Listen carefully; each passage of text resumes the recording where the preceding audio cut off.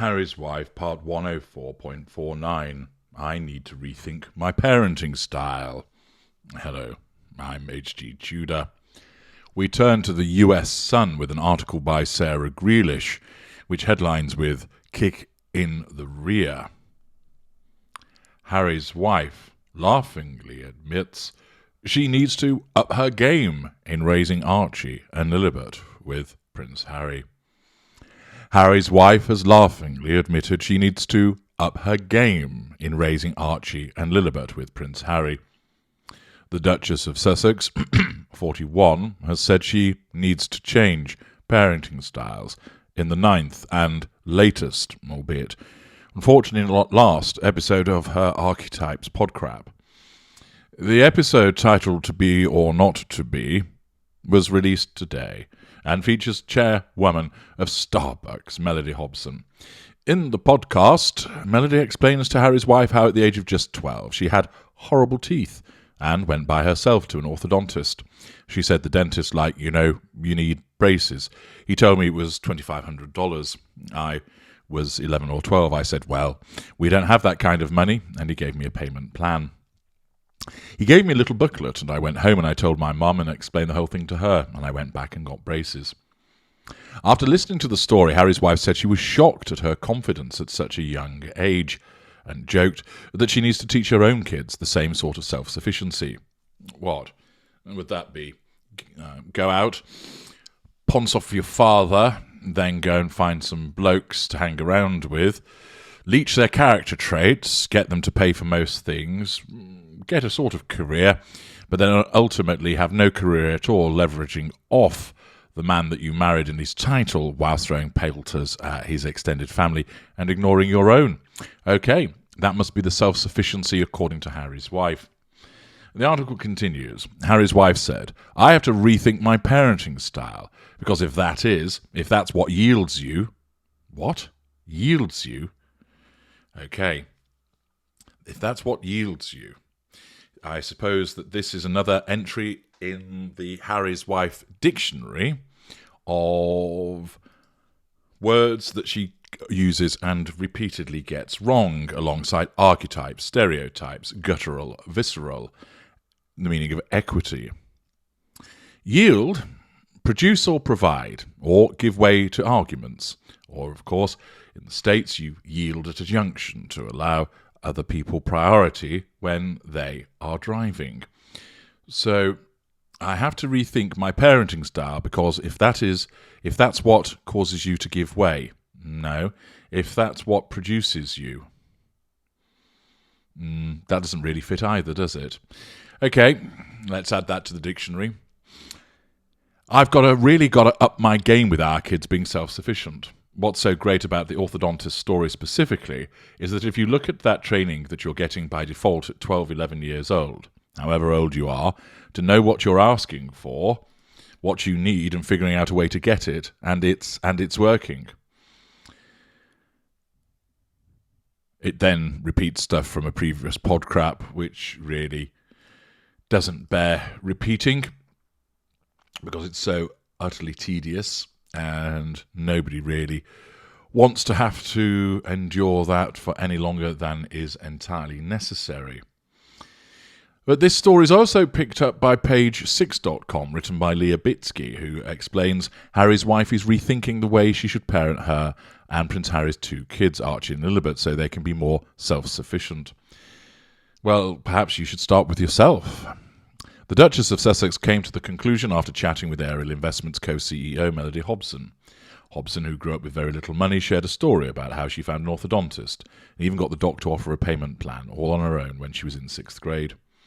I have to rethink my parenting style, Harry's wife, 41, said in response, if that's what yields you, and then I've really got to up my game with our kids being self-sufficient. Harry's wife noted, however, that as women age, they aren't as quick to ask for what they want over fear of backlash, not something that seems to have held you back. As you get older, she stated, when you're not this 11 or 12-year-old and you're growing into a woman, the same understanding of knowing what you want, asking for what you need, that can sometimes be thrown back in your face as though you're being difficult or something. Harry's wife argued, adding that women can also be labelled pushy. Well, those who are narcissists, like you, are invariably viewed as difficult and pushy. Not that you see that, because your narcissism will not allow you to process that this is what you are. So she thinks she needs to change her parenting style. And hilariously, there's a picture of her where she's holding her bump in 2018, and somebody sarcastically observes in the comments section, "I love the way the light from heaven above is shining down her in the picture." Subu comments, "Oh, my husband. Prince Harry's identity has been reduced to merely being Harry's wife's husband." Good Girl comments, "Unfortunately, he's just as delusional as she is, but on the other end of the spectrum. He's too busy blaming the royal family for all of his ills." Accordingly, Harry's wife believes that she needs to rethink her parenting style, although, of course, we're not really told what her parenting style is.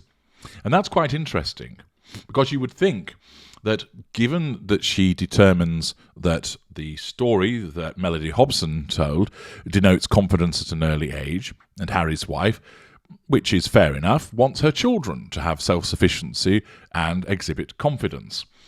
So is it the case, therefore, that she thinks that what she's doing isn't causing them to have any confidence? How would you know? After all, Archie, who's only 3, and Lilibet, 17 months old?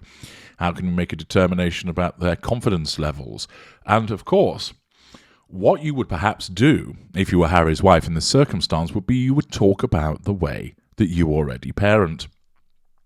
And this is one of the interesting things, which, of course, causes some people to view the fact that the children don't exist.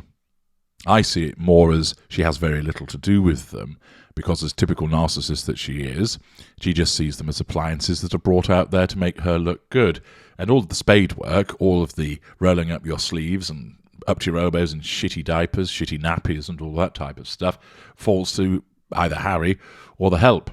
She doesn't get involved in that. She would only involve herself with the children when they've been cleaned and washed and presented in fresh new clothes, and therefore she can then go, "Oh, look," talk to them for a little bit, and then yes, you can put them away now, put them back in the shelf, treating them akin to dolls. I know there are those of you out there that don't believe they exist, and they are dolls. Whichever way you look at it, there is a lacuna when it comes to her talking about the way that she parents. I don't have any children, but in my experience of those who have, and that has come from people that I've had relationships with, and of course members of my family, one thing that is always noticeable about people who have children: they often don't shut up about it. I understand, intellectually, their pride in their little one, their emotional empathy, which causes them to want to talk about it, to remark upon their milestones of lifting their head, crawling, first steps, first word, ability to recite the national anthem, whatever it might be. And of course, when there's a cluster of parents together, they revel in sharing such stories. Not so much fun if you're having to listen to them where you don't have children yourself. There is a absence of common interest there. But what is apparent to me is that those that have parents invariably talk about their children a lot. They talk about their concerns about getting it right. Are they doing the right thing? If there's a problem, for instance, there's a difficulty with the sleep pattern of the infant, they'll talk about that a lot, asking for tips and advice, expressing their fears that they're not being a good parent, and so on and so forth. And Harry's wife, as we know, loves talking about herself and anything associated with her, so you would expect that there would be far more of her talking about the way that she parents the children. After all, if she's thinking about rethinking her parenting style, then what is the existing style to begin with? And I'm surprised we've not been told. The answer is probably there isn't one, or rather, it's remote parenting, where other people are involved in taking it up. Now, with those, of course, the odd sugar that might be listening to this will think, you don't know that. You don't know her. How would you know? Well, actually, I do know. I, of course, am a child of a narcissist myself, and I recall the way that my mother parented me, which was variously indulging in physical abuse of me, emotional abuse of me, allowing others to sexually abuse me, and furthermore, being distant, providing me with no emotional support, and expecting me to achieve. And even when I did, it was never good enough. So I know how a narcissist parents. I've also seen it amongst other members of my family and, of course, many of the people that I consult with in the circumstances. I've seen firsthand, I've listened, I've observed, I've watched, and that enables me to form a view with regard to how a narcissist, a middle mid-ranger such as Harry's wife, would parent. And essentially, absent of emotional empathy but operating a facade, she will talk about them here and there, but she doesn't want them stealing the limelight. She could, of course, talk about them ad nauseum as little extensions of her. The fact that she doesn't is demonstrative of the fact that she has very little to do with them. Once again, this provides us with insights into the behaviour of the narcissist, a combination of information that has been provided through news articles, and also my expert knowledge about the way that narcissists behave. Putting those two things together gives you an excellent opportunity to understand more about the world of Harry's wife. I'm H.G. Tudor. Thank you for listening.